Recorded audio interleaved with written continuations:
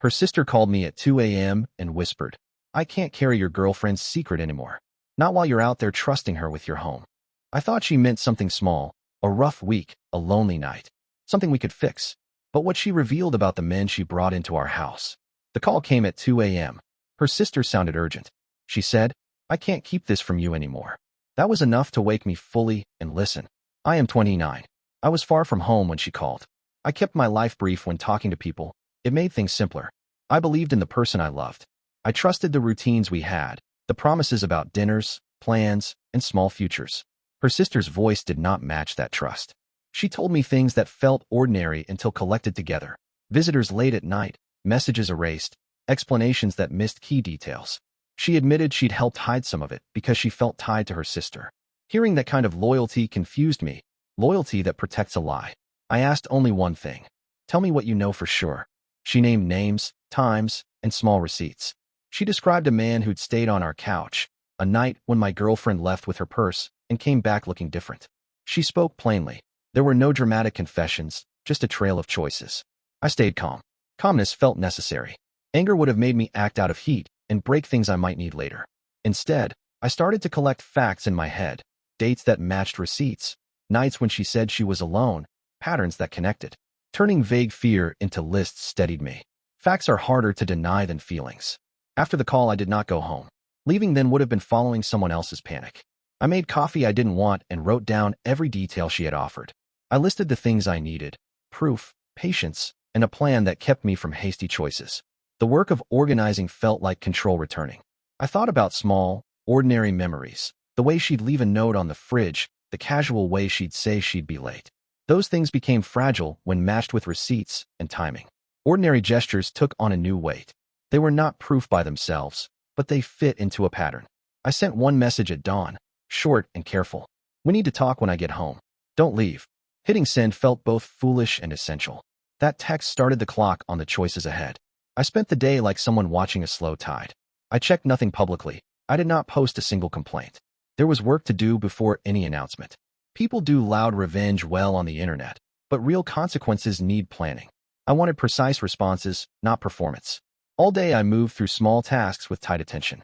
I reviewed bank notifications from shared accounts I could see, and I traced patterns I could confirm privately. Each small confirmation made the story clearer. Two separate pieces of paper became enough to point toward a direction. By evening, I had a list of moments that needed answers and patience. I did not imagine public scenes or triumphant confrontations. I pictured a different kind of ending, one where choices had to be accounted for, where the truth could be placed where others could see it without exaggeration. That felt fairer and more complete. I reached home late in the afternoon the next day. The house looked normal from the outside. Same porch light, same small plant she always forgot to water, but there was a heaviness waiting behind the door. I unlocked it slowly, not because I was scared, but because I needed a quiet moment to look at every familiar thing as if seeing it for the first time. She was in the kitchen, acting like nothing had changed. She smiled quickly and brightly, the kind of smile used to cover panic. I didn't return it. I set my bag down, kept my tone steady, and told her we needed to talk. I didn't raise my voice. I didn't accuse her without proof. I laid out the details like puzzle pieces.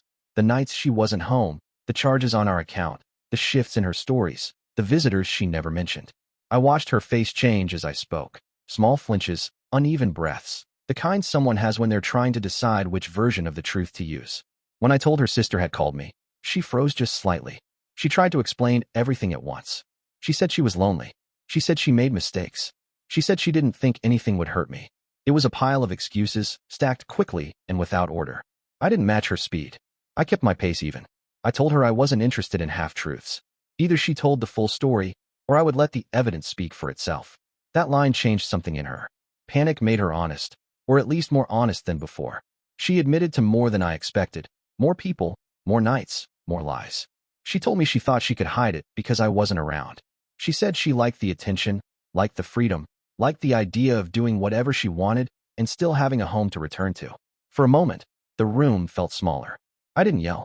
I didn't break anything. I didn't give her the chaos she seemed prepared for. Calm truth is louder than shouting. I told her the conversation was done. I walked to the office, collected a folder I had prepared earlier, and returned to the living room. Inside were copies of bank statements, screenshots, and a written record of timelines.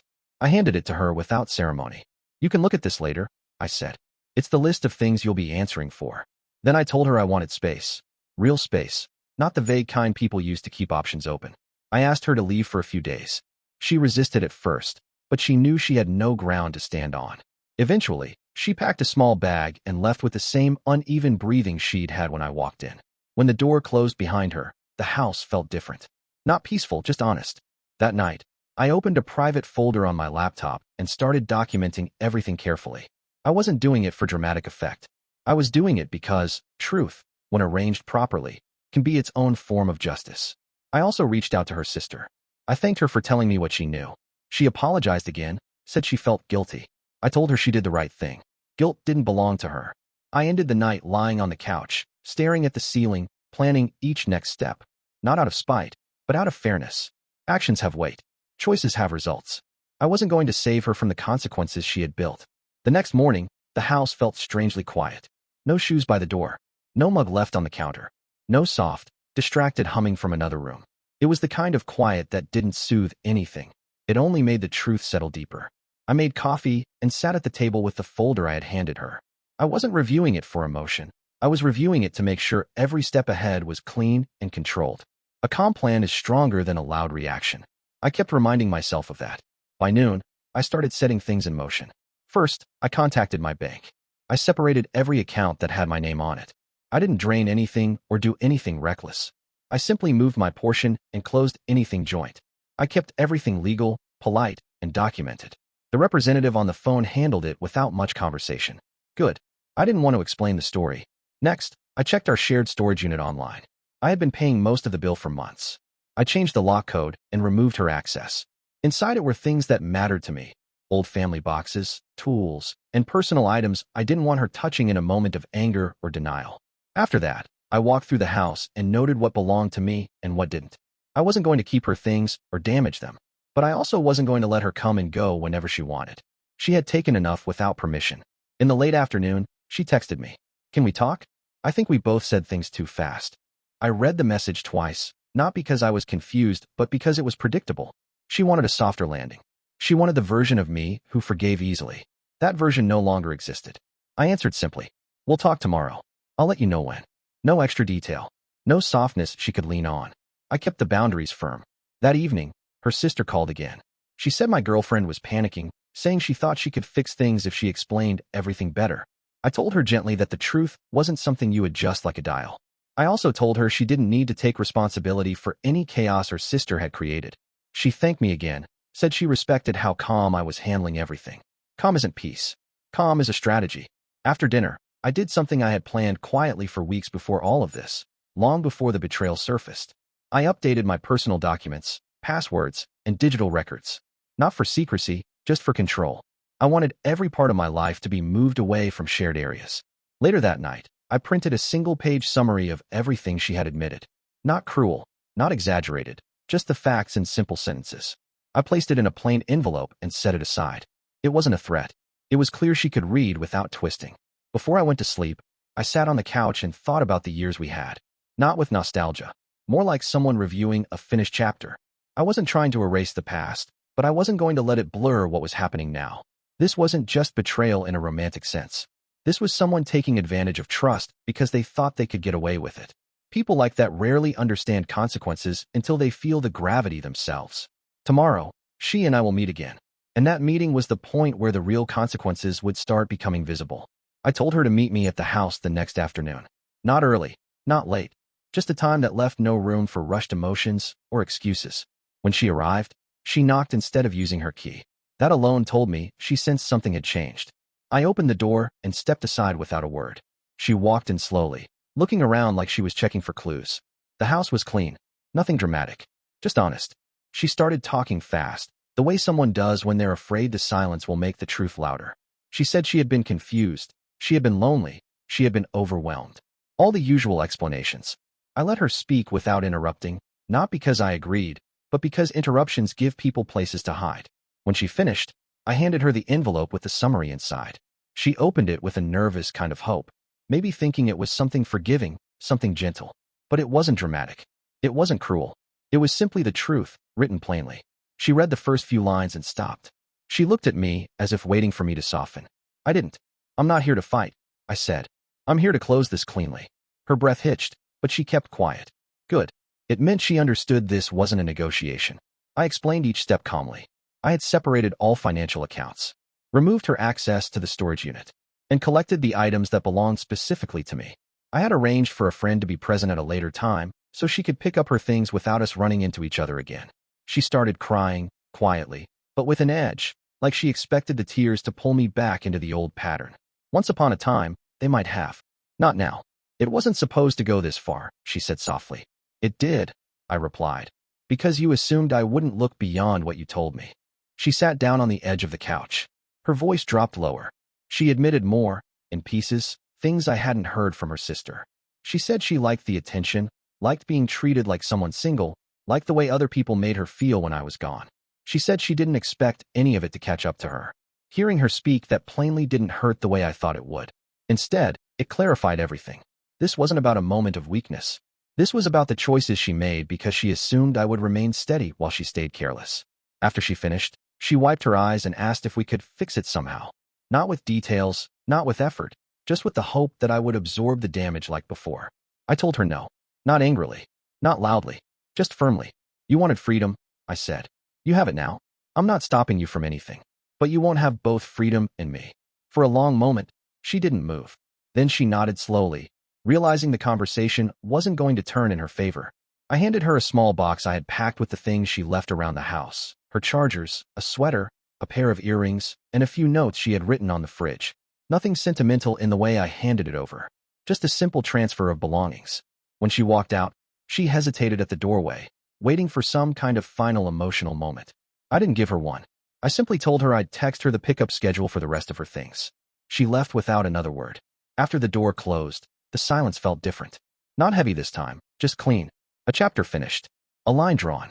The next morning, I woke up with a sense of clarity I hadn't felt in months. Not relief, just a steady awareness that the messy part was done and the final steps were waiting. I made breakfast, opened the windows, and let the house breathe. It felt like the first honest day the place had seen in a long time. I sent her a final message. Your pickup window is from 3 to 5. My friend will be here. No extra lines. No space for misunderstanding. By early afternoon, my friend arrived. He knew enough to keep things simple and quiet. We moved her boxes near the entrance and taped a list on each one so there would be no arguments later. It wasn't about punishment. It was about making sure nothing else could be twisted. At exactly 3, she pulled into the driveway. She stepped out slowly, looking at me through the window, maybe hoping I would open the door or walk outside. I didn't. This wasn't another scene for her to shift or soften. I stayed at the dining table, close enough to witness the process but far enough to keep the boundary clear. My friend greeted her and held the door open. She walked in without speaking. Her eyes moved around the house like she was trying to memorize the layout, as if knowing it might help her understand why everything fell apart. But the answer wasn't in the walls or the furniture. It was in the choices she made long before this day. She gathered her things, taking her time. At one point, she paused at the entryway and looked toward me again. Another silent request for some emotional exit, some final moment that would ease her guilt. I kept my focus on the table, on a set of papers I didn't actually need to read. That silence was its own message. When she stepped out with the last box, she turned back and asked in a low voice, "Are you really done with this?" I didn't look away from the papers as I answered, "Yes." Simple. Final. Real. She stood there for a few seconds, waiting for something to change. It didn't. Eventually, she walked to her car, placed the boxes inside, and drove away. No yelling, no drama, no last-minute speeches. Just an ending that arrived the way truth usually does, quiet and certain. After her car disappeared down the street, my friend looked at me and asked if I was okay. I told him I wasn't looking for comfort. I wasn't looking for validation. I was looking for stability, and now I had it. We talked for a few minutes about normal things, work, schedules. The normalcy felt grounding. When he left, I spent the rest of the afternoon rearranging the house. Not to erase her presence, but to reclaim the space. I moved the couch a few inches, boxed up items that didn't belong anymore, and opened the curtains wider than usual. Little tasks, nothing dramatic, but each one felt like a new line being added to the next chapter. That evening, her sister called again. She apologized one more time, said she hoped things would settle for me. I thanked her for being honest when it mattered. I told her she didn't need to stay involved anymore. She agreed, relieved. She sounded tired from trying to mediate a mess that wasn't hers. I wished her well and hung up. When the day ended, I sat outside for a long while. The weather was cool, and the quiet around me didn't feel heavy anymore. It felt earned. I didn't feel triumphant or broken. I felt steady. People talk a lot about revenge like it's supposed to be loud or dramatic. For me, revenge wasn't about destroying anything. It was about letting the truth do the work, letting consequences arrive on their own, and walking away without carrying her choices on my shoulders.